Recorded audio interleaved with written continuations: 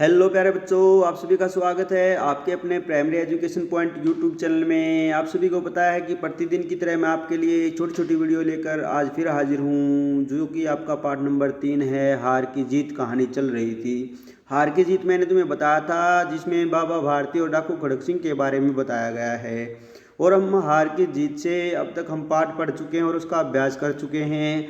कल मैंने इसके अभ्यास से 2 प्रश्न उत्तर करवाए थे और आज मैं उसी कड़ी को आगे बढ़ाने के लिए आपके सामने हाजिर हूँ, जिसमें निम्नलिखित प्रश्नों के उत्तर दीजिए। हमने कल 2 प्रश्न उत्तर किए थे और आज हम करेंगे प्रश्न नंबर 3, 4, 5 और इसी के साथ आपका पाठ फिनिश हो जाएगा। देखो, सबसे पहले हमारा प्रश्न नंबर 3 है, बाबा भारती ने खड़क सिंह से क्या प्रार्थना की और क्यों? बाबा भारती ने खड़क सिंह से क्या प्रार्थना की और क्यों?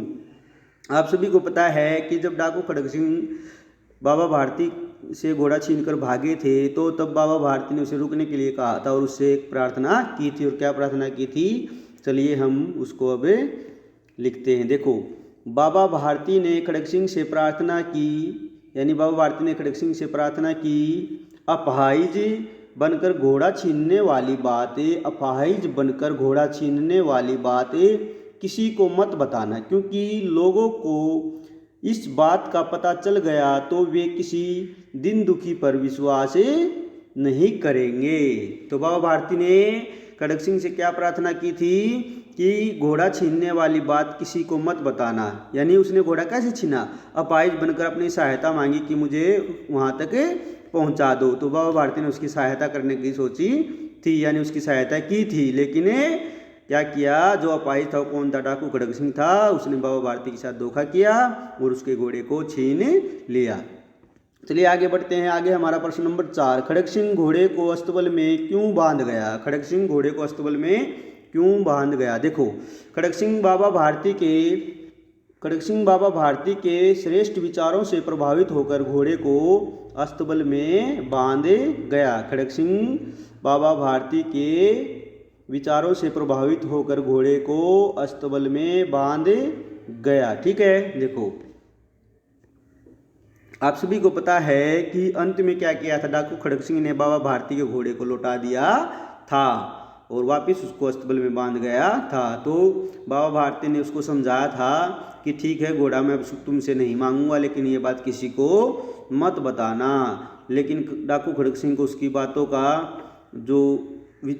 बातों का जो अर्थ था वो समझ में नहीं आया। इसलिए उसने सोचा कि बाबा भारती ने सही कहा है कि अगर मैं उस घोड़े को नहीं लौटाऊंगा तो आने वाले समय में कोई भी किसी भी बेसहारा की कोई भी सहायता नहीं करेगा।